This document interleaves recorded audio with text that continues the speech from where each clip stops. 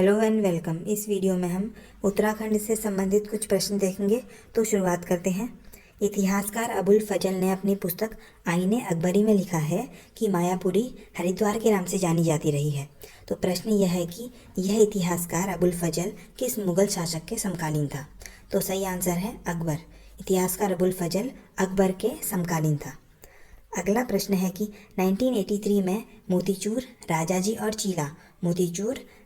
और चीला वन्यजीव विहारों को मिलाकर राजाजी राष्ट्रीय पार्क बनाया गया था। यह नाम राजाजी किस गवर्नर जनरल के नाम पर रखा गया है। तो यह रखा गया है सी राजगोपालाचारी के नाम पर। अगला प्रश्न है, गंगोत्री से 18 किलोमीटर दक्षिण पूर्व दिशा की ओर 18 किलोमीटर दक्षिण पूर्व दिशा की ओर वह कौन सा स्थान है जो भागीरथी नदी का उद्गम स्थल है। तो भागीरथी नदी का उद्गम स्थल है गौमुख। अगला प्रश्न है, बद्रीनाथ में गर्म जल का एक कुंड है जिसे तप्त कुंड कहा जाता है। यह तप्त कुंड किस नदी के तट पर स्थित है। तो यह तप्त कुंड स्थित है अलकनंदा नदी के तट पर।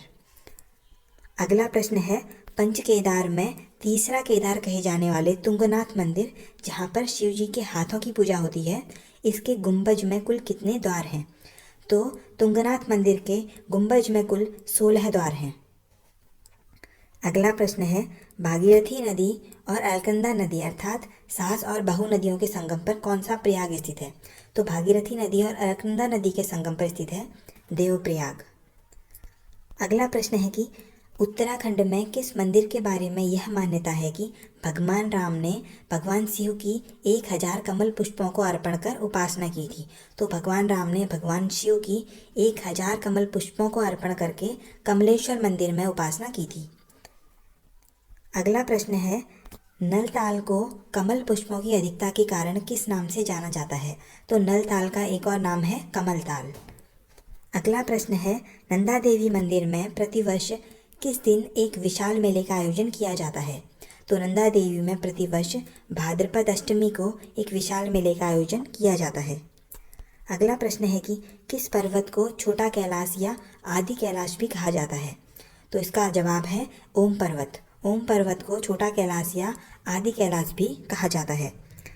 मानस खंड के अनुसार सरयू व गोमती नदी के संगम को क्या बताया गया है। तो मानस खंड के अनुसार सरयू व गोमती नदी के संगम को तीर्थराज प्रयाग बताया गया है। सरयू और गोमती नदी के संगम को। अगला प्रश्न है कि चंपावत में स्थित बालेश्वर मंदिर का निर्माण 1272 ईस्वी में किन राजाओं ने करवाया था। तो चंपावत में जो बालेश्वर मंदिर है इसका निर्माण चंद्र राजाओं द्वारा कराया गया था।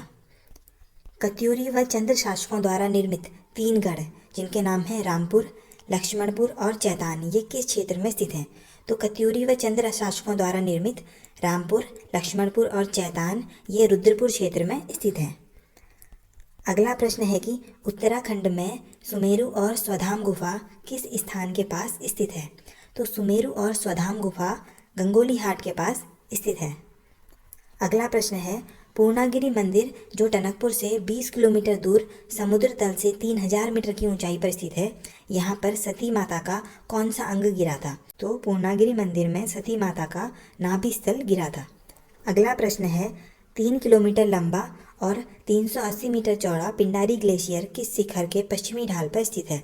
तो पिंडारी ग्लेशियर स्थित है नंदाकोट के पश्चिमी ढाल पर। नंदाकोट के पश्चिमी ढाल पर।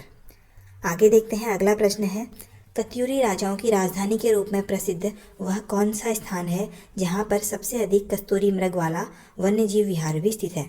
तो सबसे अधिक कस्तूरी मृग वाला वन्यजीव विहार अस्कोट वन्यजीव विहार है और यह कत्यूरी राजाओं की राजधानी के रूप में भी प्रसिद्ध है।